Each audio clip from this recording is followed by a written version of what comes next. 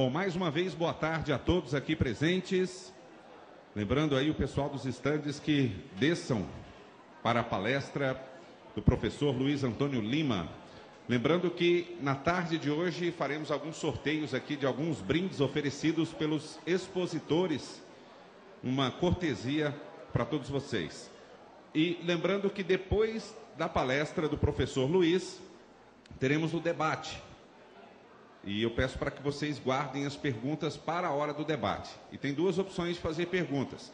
Ou a pessoa pode escrever o bilhetinho com a pergunta, que será lida aqui, ou tem a opção de pegar o microfone e fazer a pergunta pessoalmente.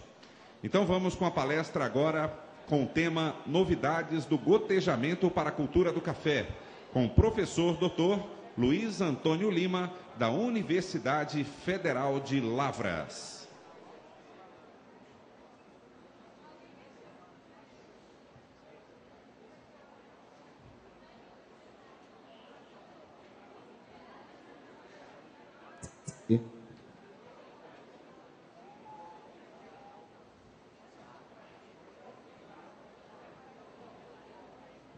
Bom, boa tarde a todos. Eu gostaria de iniciar, primeiramente, agradecendo o convite e dizer que é um tema bastante difícil, porque você falar de novidades, você tem que estar realmente a par do que está acontecendo. Hoje mesmo, pela manhã, eu estive conversando com vários fabricantes da linha de gotejamento para saber quais são, do ponto de vista deles, as novidades para essa feira. Alguma coisa eu vou estar apresentando aqui e vou estar levando também um pouco mais além, porque quem faz irrigação com gotejamento já é bastante familiarizado com a irrigação até com o pivô central, usando LEPA, que não deixa de ser uma irrigação localizada. Antes de prosseguir, eu trabalho com pesquisa em café, com irrigação há cerca de 20 anos e atualmente eu coordeno alguns projetos de pesquisa e um deles, no consórcio da Embrapa, é um projeto interessante em que nos foi solicitado desenvolver algum projeto já prevendo o aquecimento global. E existem regiões do Brasil que eu diria que o aquecimento global já chegou. Uma delas é o norte de Minas, outra é Petrolina, e eu vou mostrar um pouco dos resultados que a gente tem conseguido tirar nesses lugares. Mas a mensagem de antemão é a seguinte: o aquecimento global ele não será tão preocupante assim, pelo que eu tenho percebido no café, nos resultados que temos obtido. Eu vou falar um pouco também da questão ambiental, eu vou falar de sensores sendo desenvolvidos para a cafeicultura, e vou tentar levar da forma mais simples, sem gráficos, sem uma linguagem complicada, porque senão o público pode até esvaziar. Bom, primeiro eu costumo classificar a irrigação na irrigação que irriga 100% da área ou na irrigação que molha onde é preciso.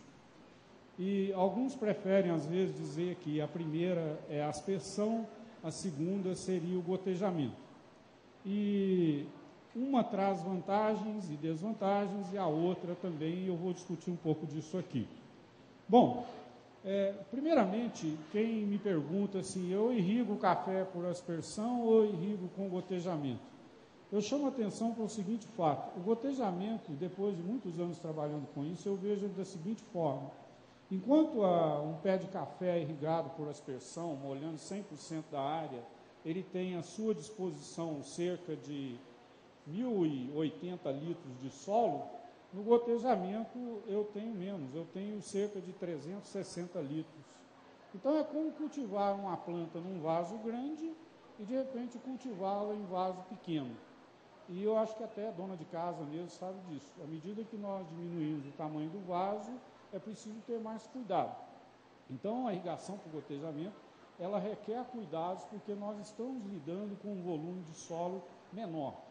Esses cuidados podem ser uma irrigação, às vezes, mais frequente, uma fertirrigação ou uma adubação mais frequente, é preciso avaliar bem o ambiente em que essa planta está para que a gente tenha os resultados.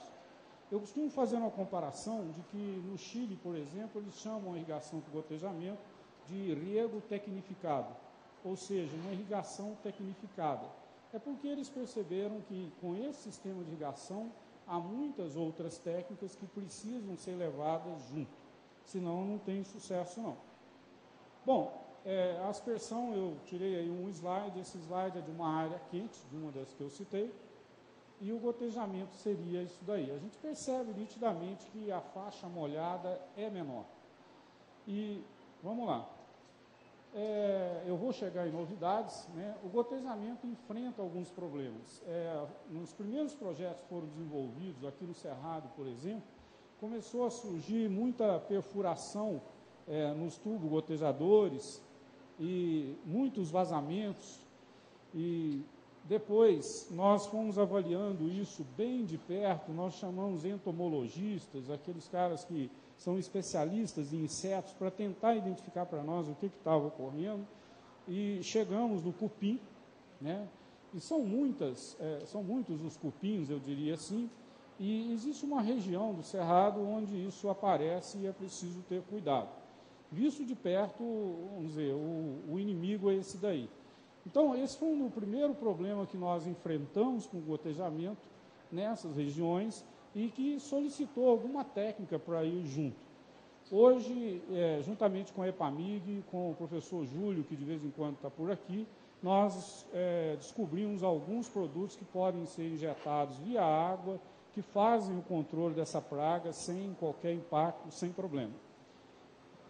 Bom, na sequência, alguns slides, a gente percebeu que o cupim ele é bastante agressivo, ele vai lá dentro do gotejador e faz esses furos, né, e consegue, vamos dizer, abrir orifícios por onde a água vai passar e nós não queríamos, e assim vai.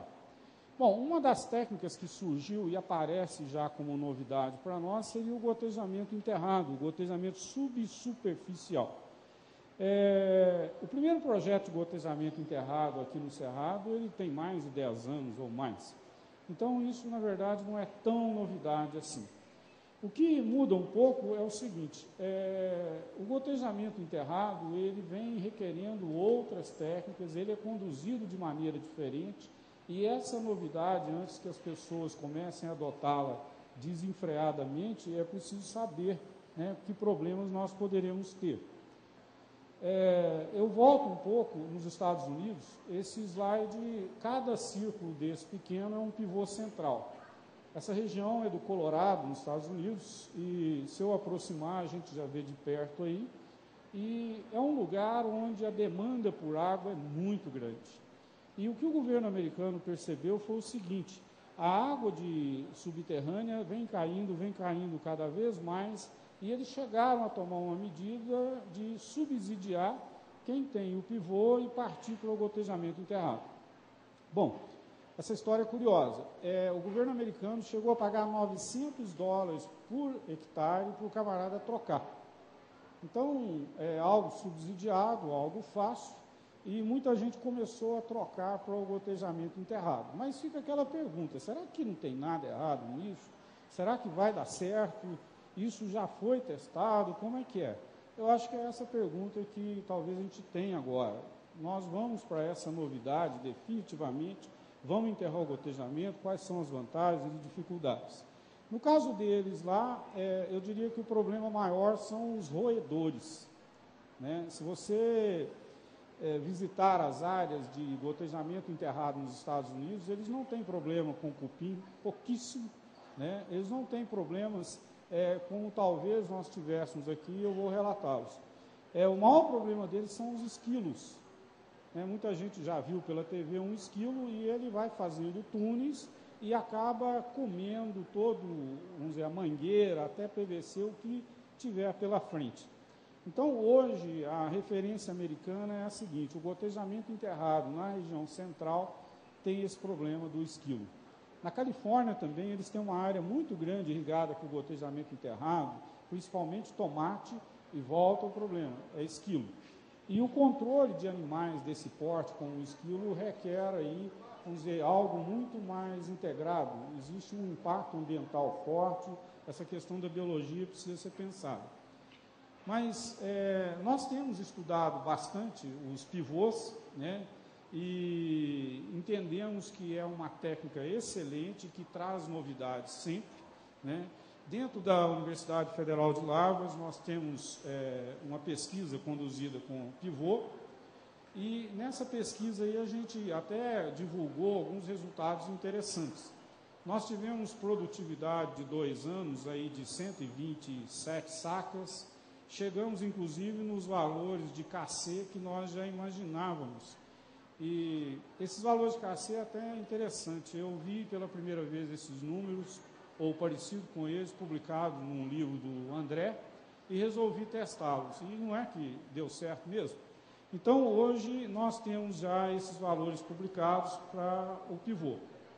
Bom, deixa eu caminhar, vou voltar no mesmo slide, vamos para gotejamento. Esse slide ele foi tirado da página da John Deere. A John Deere é uma empresa que, eu costumo brincar, eles estão passando meio por uma crise de identidade. Uma empresa de máquinas comprou a T-Tape da Austrália, comprou a Roberts dos Estados Unidos, comprou a Plástico de Israel e, de repente, entra no mercado da irrigação. Não deve ser difícil isso. E, pelo menos, hoje nós temos muitos produtos e eles vêm sugerindo aí entrar devagar, né, com conhecimento, dotado das técnicas apropriadas no gotejamento enterrado. Então, fazem essa menção, inclusive na página deles, das vantagens que se deve ter e por que usar o gotejamento enterrado. Infelizmente, a cultura aí não é o café. Aqui, o caso da Netafim traz algo que eu julgo um pouco inédito. É a questão de você usar o tubo gotejador enterrado e aplicar através deles até mesmo gás. Então, veja bem, existem até nutrientes que eu poderia aplicá-los na forma gasosa. E nós já testamos isso em Lavras uma vez, nós resolvemos o seguinte: que tal se, ao invés de água no tubo gotejador enterrado, eu injetar ar? Então, nós colocamos um compressor e começamos a injetar ar. Ao injetar ar, nós percebemos o seguinte: o ambiente, a atmosfera dentro do solo, melhorou muito. E, com isso, as raízes agradeceram. Se você comparar, por exemplo, o que nós temos no ar ao nosso redor, nós temos aí cerca de 70% ou mais de nitrogênio, cerca de 20%, 79% na verdade, 20% de oxigênio e tem 0,1% de CO2. Quando você vai para dentro do solo, o teor de CO2 aumenta, ele é maior, isso por causa da respiração das raízes. Então, nós temos percebido que talvez essa seja uma grande vantagem do gotejamento enterrado, nós injetarmos ar para melhorar a questão da aeração. O pessoal dessa empresa já vai um pouco mais longe, eles já injetam alguns gases.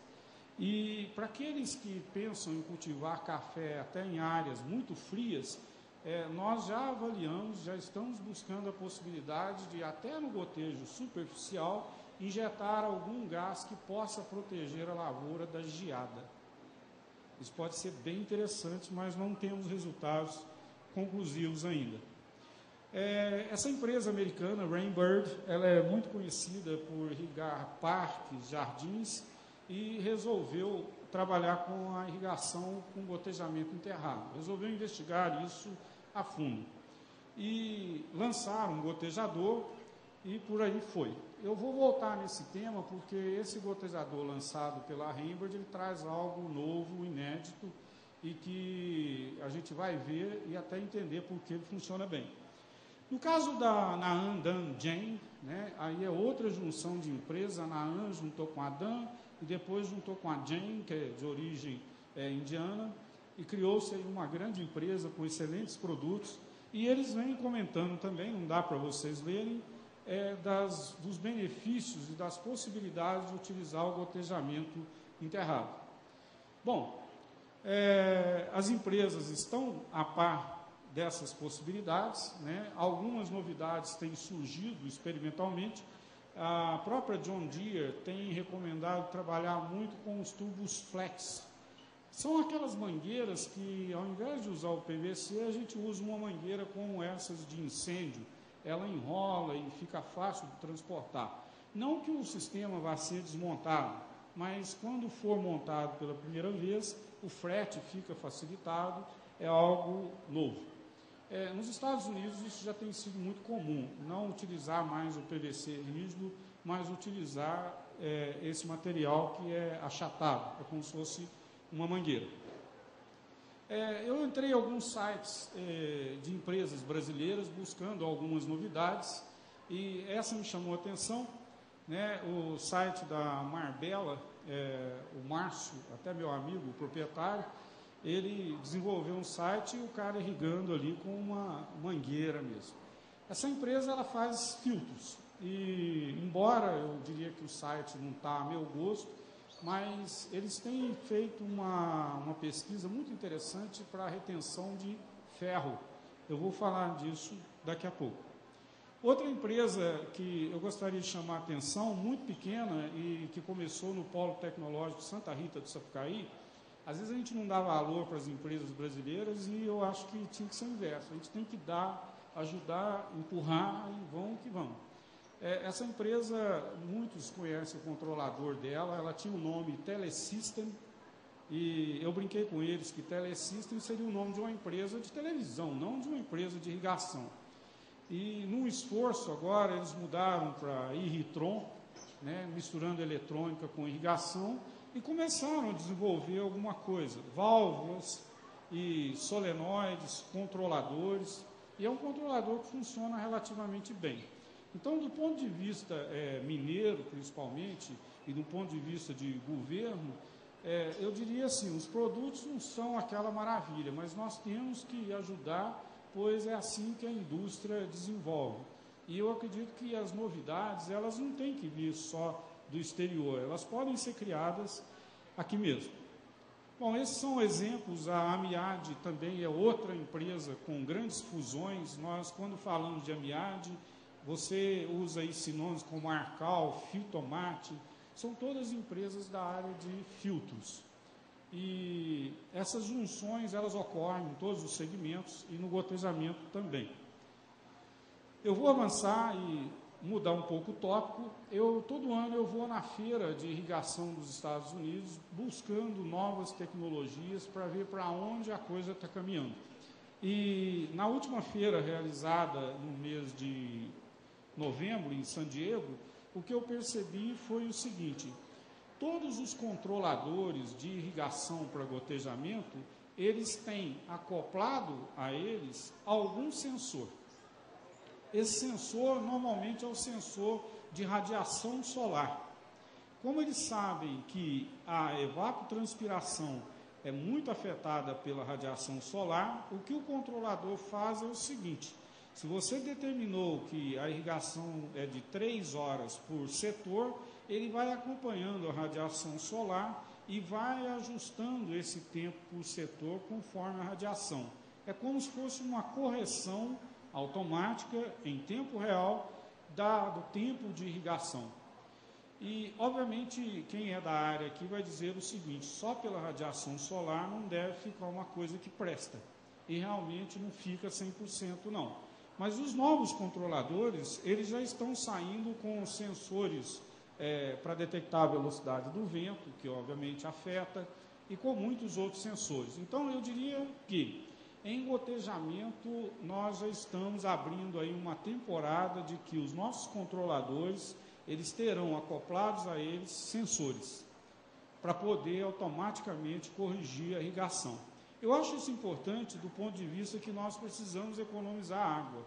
O nosso desafio, além de vencer as barreiras, essa questão toda de outorga, eu diria que nós temos que produzir cada vez mais e com menos água. Bom, volto no slide do gotejamento enterrado, subsuperficial, né, e gostaria de mostrar aí alguns slides feitos com grama. Nós temos alguma coisa feita com café também. Esse slide aí tem gotejo enterrado em grama, E lá na frente nós colocamos a evapotranspiração, repondo ela 100% uma vez por dia naquela caixa. Essa primeira aqui também repondo 100% a evapotranspiração, mas aplicando em 4 parcelas. Ou seja, eu dividi o tempo por 4 e pus 4 vezes por dia. E a outra aqui nós colocamos 60% e 30%. Esses slides eles foram produzidos já começando a avaliar o gotejamento enterrado.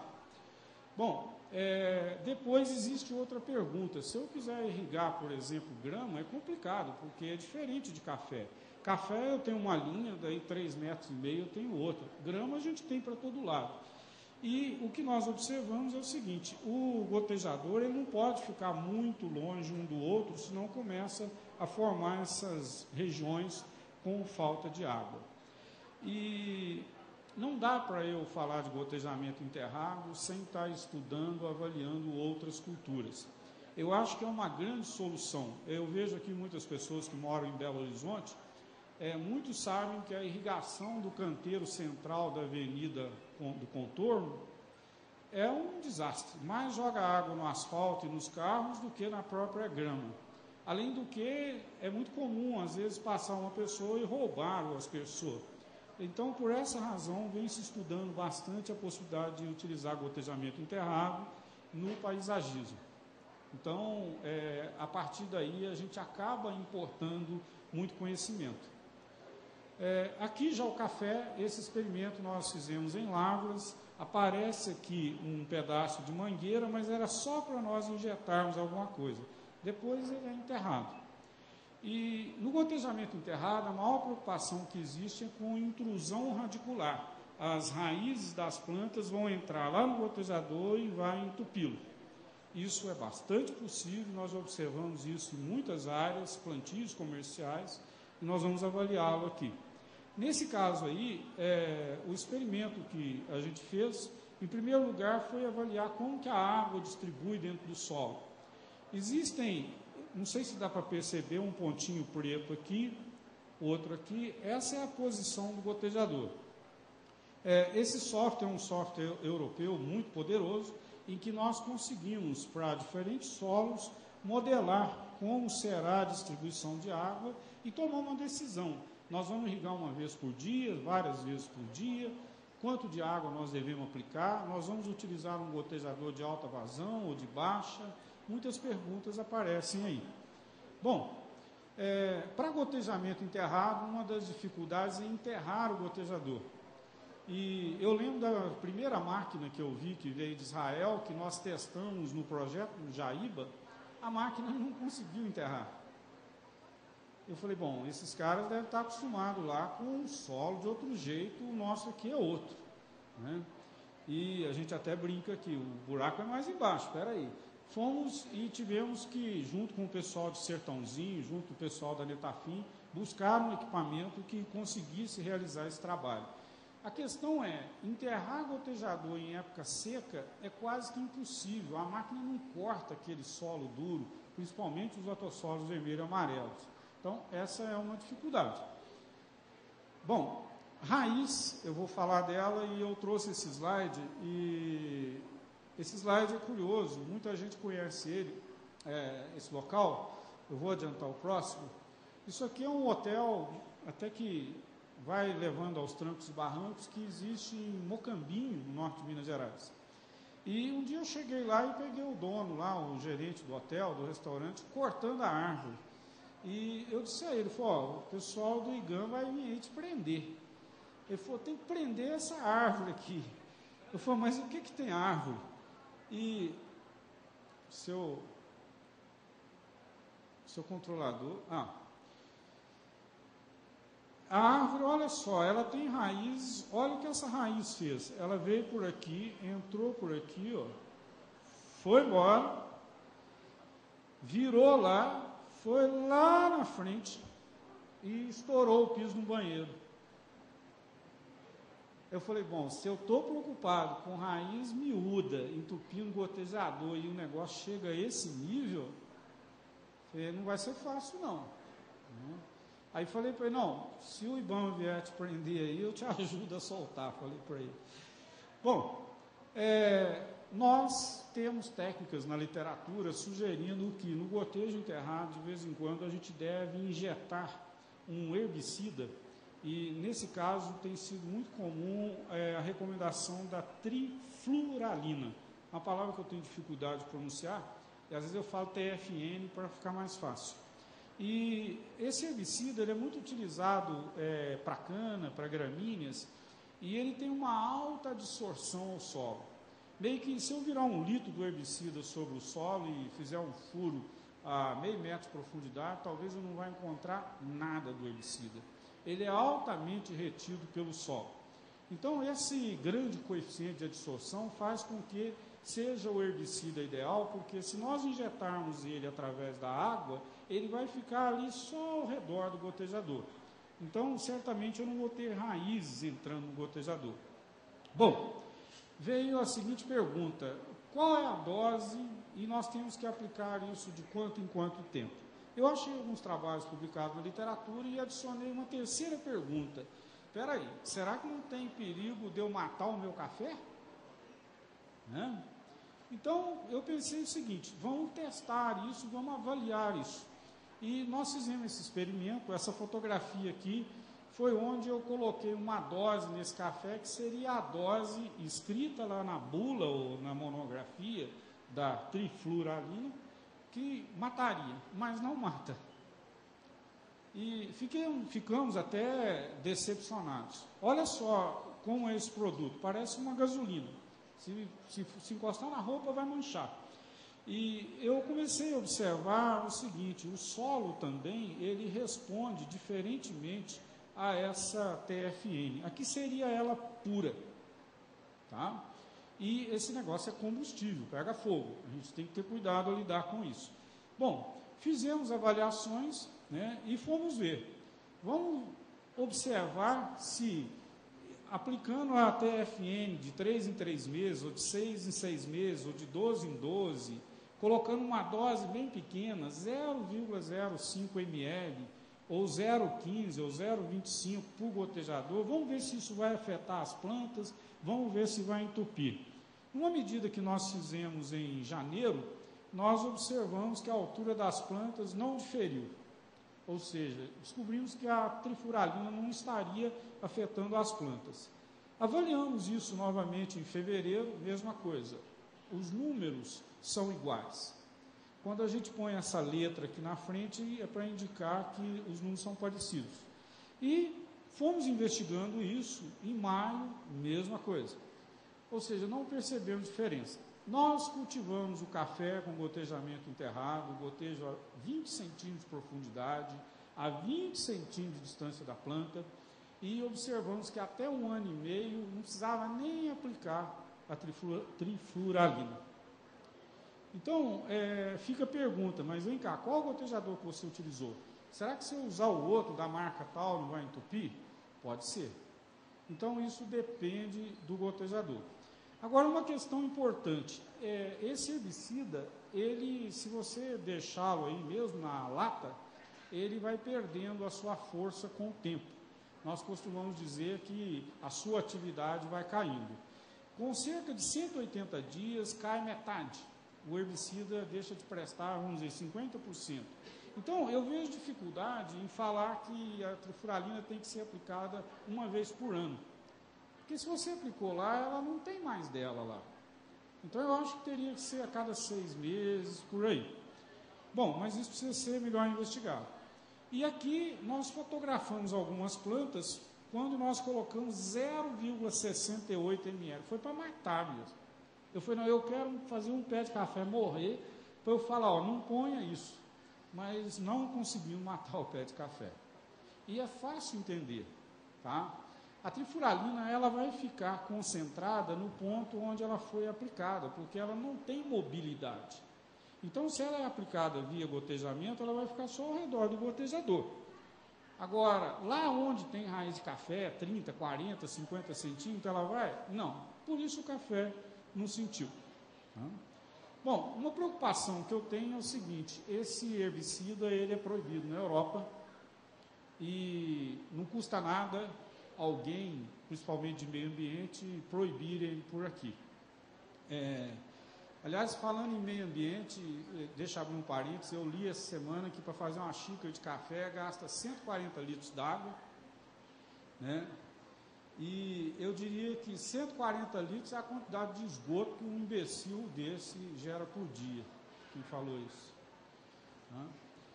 Bom, deixa eu só complementar que muita gente acha que talvez seja sensacionalismo o que eu estou dizendo.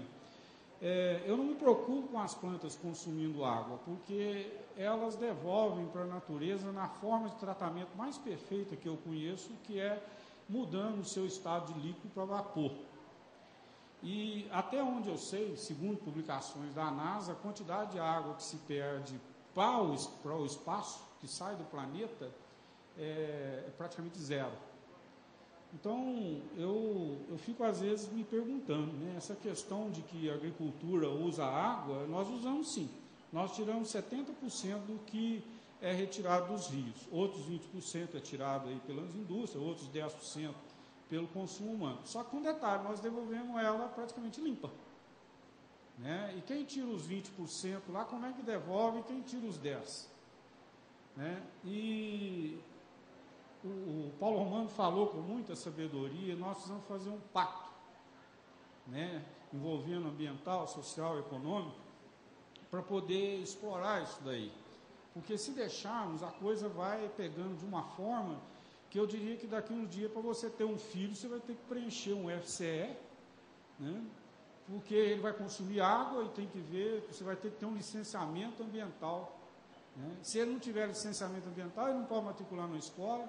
É claro que nós não vamos chegar nisso. Tá? Bom,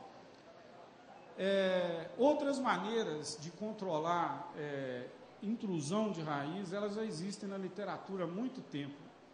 Os que mais estudaram isso até hoje foi o pessoal que planta árvores na cidade. Eu não sei se já perceberam, como o slide que eu mostrei, a raiz da árvore ela quebra a calçada. Então, o pessoal de floresta já vem estudando uma maneira de controlar o crescimento da raiz para que não quebre.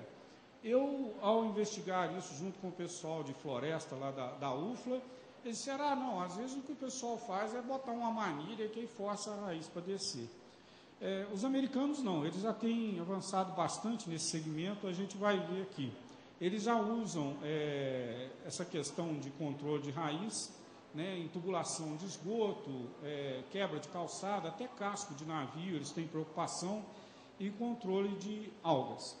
Esse é o gotejador que eu vi com algo diferente, né? Esse gotejador ele tem dentro dele uma placa de cobre, uma chapinha de cobre. E a primeira pergunta que eu me fiz foi, será que esse cobre vai durar? E pelo tamanho e pela espessura, o cálculo que nós fizemos é que vai durar dentro do gotejador no mínimo 16 anos. Falei, tá bom. Mas será que ele vai controlar? Né? Aí eu cortei o gotejador para a gente ver essa chapa de cobre lá dentro. Né? E depois um slide que eu achei muito interessante.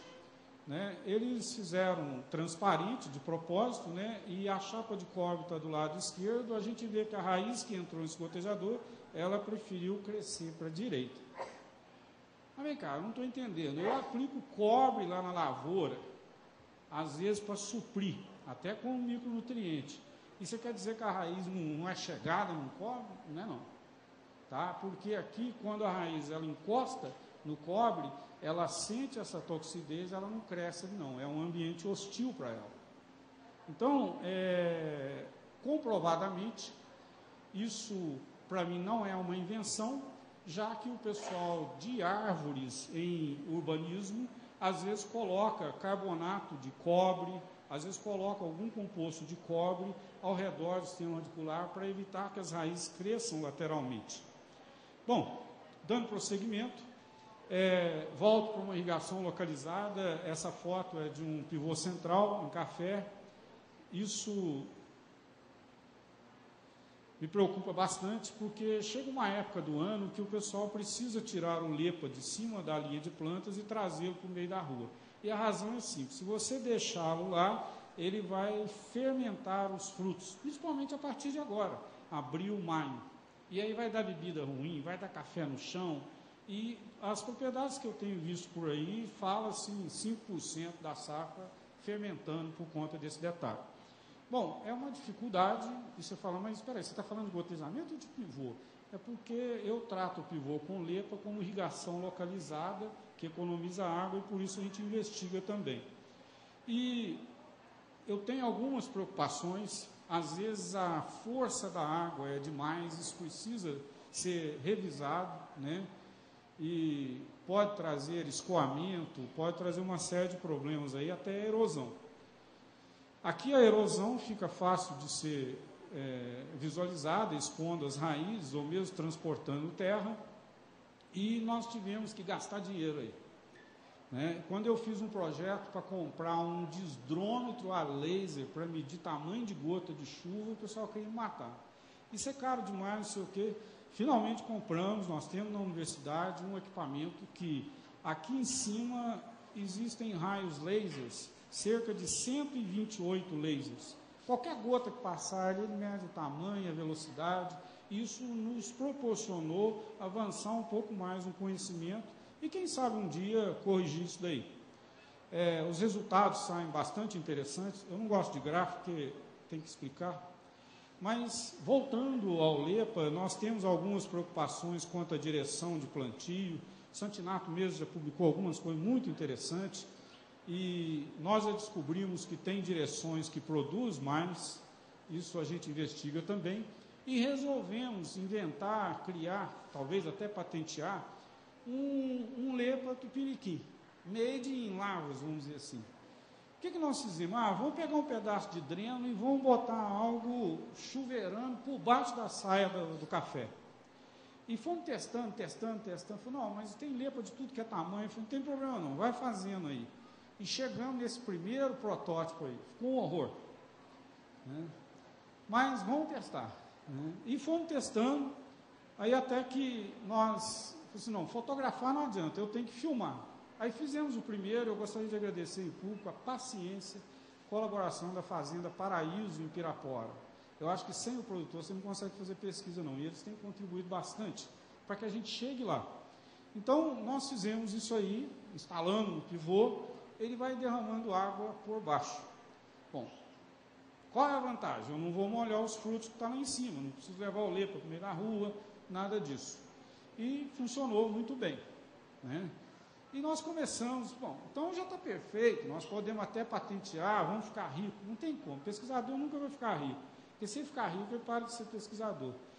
Mas o detalhe é o seguinte, o pessoal lá da fazenda falou assim, professor, eu estou achando que na hora que a saia baixar, eles têm que agarrar.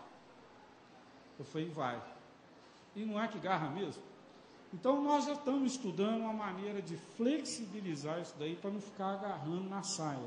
E a minha expectativa é, quem sabe, um dia trazer isso, pode parar, com uma novidade para adaptar aí o pivô central com lepa e, quem sabe, a gente avançar um pouco mais. Outra coisa que, em termos de inovação, me aborrece bastante é o seguinte, nós temos publicado, às vezes mostrado trabalho aqui para medir tensão de água na folha e ver o momento ideal de cortar a água. E a técnica que se conhece hoje é uma tal bomba de Scholander, você leva isso aqui para o campo, e 5 horas da manhã, olha o horário, né, e pesa um absurdo e vai lá medir. Eu me lembro bem do Reginaldo, que é gerente da Fazenda São Tomé, um dia falou assim, se esse negócio dobrar a produtividade da lavoura, eu ainda não quero ele não. Ele é muito mala de carregar, um jeito mais simples. Bom, aí nós fomos atrás e fizemos algo, eu diria, dessa vez inédito. A gente até não pode estar publicando, mas eu gostaria de adiantar. Eu não sei se vocês já fizeram essa experiência, talvez eu possa fazê-la aqui.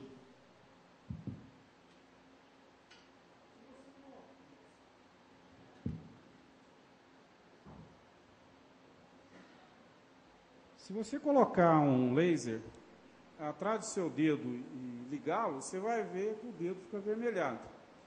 E Baseado nessa observação, nós começamos a medir laser do outro lado, de folha, de líquido, e fomos para a Escócia, e essa coisa já foi longe. E hoje o que a gente desenvolveu, basicamente, é o seguinte, é uma espécie de uma câmera, ela mede a atividade laser que passa numa folha de café. E o resultado foi fantástico. Se a folha não estiver legal, não vai ficar bem vermelho do outro lado. Então, a nossa expectativa é desenvolver alguma coisa parecido com um pegador de roupa. Você chega lá e põe na folha e fala, ó, tá bom, tá ruim, né? É certo que um produtor ou outro fala, mas você não precisa disso para ver que tá ruim, não, que de olhar eu já sei. Mas nós precisamos medir, nós precisamos quantificar, e é assim que as coisas evoluem. Outra coisa que surgiu recentemente e me pediram, eu falei, não pode, que fosse acoplado um sensor de chuva no painel do pivô. Faz sentido, o cara não quer às 2 da manhã começar a chover e ir lá desligar o pivô. Quando eu vi isso, eu falei, não é possível, isso já deve existir. Ué. Cadê a Valley, a Lindsay, né? Custa, sei lá, R$200 um sensor de chuva, né? Liga esse negócio no painel dos pivôs. Isso aí, numa noite que irrigou, chovendo molhado, já se paga. Né? E nós fizemos isso no pivô nosso da universidade e funcionou muito bem. E a minha expectativa é que isso venha aparecer não só no pivô, no próprio gotejamento também. Bom, vamos caminhando. Problema, ferro. Quem não sabe o que é colesterol é algo mais ou menos parecido com isso daí. Tá? Vai entupindo o tubo por dentro, né? Isso aí vai dar perda de carga, o sangue não chega lá na ponta do pé, vai por aí afora. Ferro, isso é ferro. Tá? Essa imagem eu já publiquei ela em alguns lugares, e aqui vem a notícia interessante. Aquele site lá atrás que eu meti o pau da Marbella, foi um dos primeiros que apareceu utilizando uma zeólita, algo parecido com a areia, dentro do fio de areia. E eu perguntei ao Márcio, onde é que você aprendeu isso? Eu falei, não posso falar não. Eu falei, tá bom. Mas aonde que usa isso? Ele falou assim, motel. Eu falei, motel, Márcio? Ele falou, porque os caras, quando deita lá na banheira, lá, não quer ver aquela faixa avermelhada do nível da água na banheira branquinha. Aquilo é ferro. Eu falei, mas isso aí é um dos maiores problemas que nós temos no gotejamento. E daí nós começamos a investigar isso. Eu acho engraçado porque toda vez eu lembro da história. E funciona. Se você colocar essa zeólita, ela é produzida em Minas Gerais, 7 Lagoas, né, dentro de um fio de areia, na proporção de 25%, ao passar água com ferro, esse ferro não prosseguirá. E depois você faz a reta lavagem, esse ferro ele sai na reta lavagem na forma de precipitado. Eu comecei a avaliar, a investigar quanto tempo levaria. 15 segundos de contato é o suficiente para trazer o nível de ferro para praticamente zero. E 15 segundos é o tempo que a água leva para passar dentro daqueles filtros de areia. Então, isso é uma tecnologia, eu diria, pronta, né, importada de outras áreas do conhecimento, né, algo sendo utilizado por uma empresa brasileira aí, e esse jeitinho eu acho bacana. Bom, aqui está o velho, famoso tensiômetro. Muitos falam que é muito bom, outros falam que é muito ruim e tal. Houve avanço nessa área? Tem novidade nessa área? Tem. Né? Essa também não é uma novidade. Esse é um sensor granular, uma espécie de um bloco de gesso moderno, né, em que é possível medir, não só até 80 kPa ou 80 centibar, mas dá para medir até 200, 250, alguns até 350. E nós utilizamos isso no campo, com vantagens. Hoje eles podem ser ligados a data loggers com transmissão via sem fio, né? E a coisa vem evoluindo. Essa transmissão pode passar para lá e para cá e fica fácil. O que aconteceu, que eu percebi agora, dessa vez, veio da Embrapa. Eu tiro o chapéu para a Embrapa. A Embrapa, com todas as suas dificuldades, patenteou um novo sensor que é uma das coisas mais simples que eu já vi. Praticamente são 2 placas de vidro. Essas placas de vidro, se você imergi-las numa areia úmida, por exemplo, você vai ver que a água ela consegue subir apenas do lado que é mais fechado. E se você medir essa distância aqui e colocar numa equação simples, você sabe a tensão de água no solo. Com uma vantagem fantástica, mede até 600 kPa. Nós não temos sensor fazendo isso. E eu ajudei a Embrapa a negociar isso com algumas empresas americanas. Esse produto virá para o mercado e nós estamos contribuindo com a evolução dele. Ninguém vai ficar enfiando placa de vidro no seu solo para ver o que está acontecendo. O que nós fizemos no laboratório de laser da universidade foi identificar a largura dessa faixa usando raio laser. E nós já temos uma evolução bastante significativa. Eu acredito que em breve vocês vão ter um sensor meio que assim. Você vai lá no campo, está lá um tubo, aí você vem, você encaixa em cima dele uma fonte de laser e ele vai ler a tensão de água no solo. Ou então um modelo para aqueles que não têm muita grana para investir, você vai lá, destampa o sensor, põe o olho lá, parecendo com aqueles, eu chamava de binóculo. Lembra? Antigamente tinha disso, né? Você punha uma fotografia dentro de um negócio quadradinho e ficava olhando assim. O termo acho que é monóculo, porque não tinha 2. E o que a gente está desenvolvendo é exatamente uma lente. Se você quiser um sistema muito barato, muito simples, você vai chegar lá no campo, abrir, botar o olho e ver se está com muita água, pouca água, enfim. O que nós queremos fazer é ajudar. E eu comecei falando de café em áreas quentes, eu não podia perder a oportunidade de falar sobre isso aqui. Quando me pediram para falar sobre novidades no gotejamento, eu falei, será que eu vou ter assunto para 50 minutos? E hoje de manhã o André falou assim, aguenta lá que talvez você tenha que falar 1h30. Eu falei, aí é que eu não tenho mesmo. Né? Mas, enfim, café em área quente, para mim, é a maior aula que tem, chama-se Fazenda São Tomé. Tem esse nome que precisava ver para crer, né? E esse café aqui, ele é no norte de Minas, em Mocambinho, irrigado por aspersão. Essa é a primeira produção dele, a primeira cata. E esse café eu achei muito interessante pelo lado social dele. Quem conhece o projeto Jaíba sabe que existem milhares de lotes de 5 hectares, onde o pequeno produtor, a trancos e barrancos, ele é capaz de produzir banana, uva, mas quando ele vai vender, estraga, é difícil mandar para Belo Horizonte. E um produtor lá ele definiu muito bem para mim, aliás, uma senhora, ela falou assim, pela primeira vez eu tenho algo que eles telefonaram para mim querendo comprar. E outra, não estraga. Ainda vou te dar mais uma vantagem. Você vende um saco só, se você quiser. É bom demais. E um café de qualidade. Eu sempre li nos livros que café em área quente não presta. Eu acho que eu que não sei provar, então. Eu gostei muito desse café aí. Nós tivemos um problema. Alguém tem que dar uma sombreada nesse café. Aí eu fui lá fazer o que hoje se chama benchmarking. Você vai ver quem já está fazendo, para você fazer algo parecido. Fui lá na São Tomé, o Reginaldo me ajudou, e nós sombreamos com mamão, e deu um lucro fabuloso, mamão, fabuloso, a ponto dos investidores do Espírito Santo disseram o seguinte, vamos fazer um negócio, eu formo a área de café para você, e eu fico 2 anos explorando mamão, eu levo o mamão embora, e você fica depois de café. Eu falei, mas isso até esse negócio está bom demais. Então, o café em área quente, preocupado que ele seria afetado, ao contrário, nos forneceu um resultado, uma surpresa muito grata, muito interessante, e principalmente que a gente está ajudando o pequeno produtor. E, nesse sentido, nós testamos o abacaxi. E não é que deu certo também? E aí vem a grande dificuldade. O abacaxi, ele consome 30%, 40% da água que consome um café. Na hora de irrigar, você vai irrigar quem? O café. E o abacaxi vai ficar com essa água toda? Vai, eu não posso pôr menos água. Né? E aí nós descobrimos que se eu irrigar isso com gotejamento, fica muito melhor. Eu sempre ouvi dizer que aqui no Triângulo Mineiro, tem uma cidade por aqui que é a terra do abacaxi e tal. Será que nunca plantaram café com abacaxi? Será que esse negócio dá certo?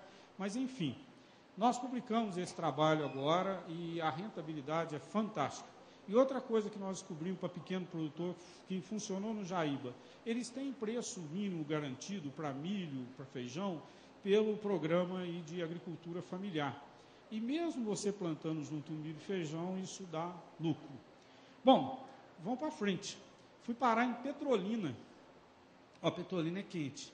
Eles costumam dizer que lá o chuveiro tem duas temperaturas, quente e fervendo, né? E se você andar do lado de plantio de coco, você escuta a água de coco fervendo lá dentro do coco. Blu, blu, blu. E eu falei, o café não vai dar conta, né? E falei, vamos plantar, é pesquisa, é meio hectare, se perder, perdeu, pelo menos descobrimos que está errado. Mas o que eu tenho percebido é o seguinte, com medo de que o aquecimento global venha nos afetar, a gente tropeçou em alternativas muito interessantes para a cafeicultura. E nesse sentido, com todo respeito ao Eduardo Assad, pesquisador da Embrapa, eu acho que o café não vai migrar para o sul procurando o frio, não. Ele vai migrar para onde a gente já domina a tecnologia para ele. E aí eu faço questão que sejam registrados nos anais que quem contribuiu muito para isso foram os malucos lá da São Tomé, da Atlântica, da Paraíso, que estão lá brigando com café em área quente, como existe em outros lugares. De modo que eu queria encerrar dizendo o seguinte, hoje pela manhã, ao conversar no stand da Naam, no stand da John Deere, no stand da Netafim, eu fiz a seguinte pergunta, quais são as novidades do gotejamento? E não saiu muita coisa. Eu falei, bom, eu vou lá embaixo falar o quê? Se vocês que estão aí dentro da indústria não têm novidade, ou então estão dando uma de mineiro, né? Fica escondendo os segredos. Mas eu acho que entre alguns slides que eu apresentei, existem novidades sim, e de um modo geral eu diria que a novidade vai ser a tendência de partir para o gotejamento enterrado. Mas aí existem algumas perguntas. Por exemplo, eu tenho 15 segundos. Por exemplo, que profundidade? Qual a vazão do gotejador? É preciso fazer um plano de manutenção seríssimo. O produtor vai ter que assinar embaixo, porque se ele não cumprir aquele plano de manutenção, de revisão programada, o negócio vai entupir. Então, é uma novidade, com certeza, vai facilitar muito, não vai cortar a mangueira ao capinar, mas nós precisamos ainda evoluir um pouco mais. E eu gostaria de agradecer aí ao André, a turma que organiza esse encontro tão espetacular, porque aqui é um dos poucos lugares do Brasil que mistura pesquisa com extensão. E aqui a gente tem muita opinião do produtor, eu acho fantástico. E eu que sou da Câmara Científica da FAPEMIG, eu acho que cada vez mais nós queremos incentivar eventos como esse. Agradeço, obrigado.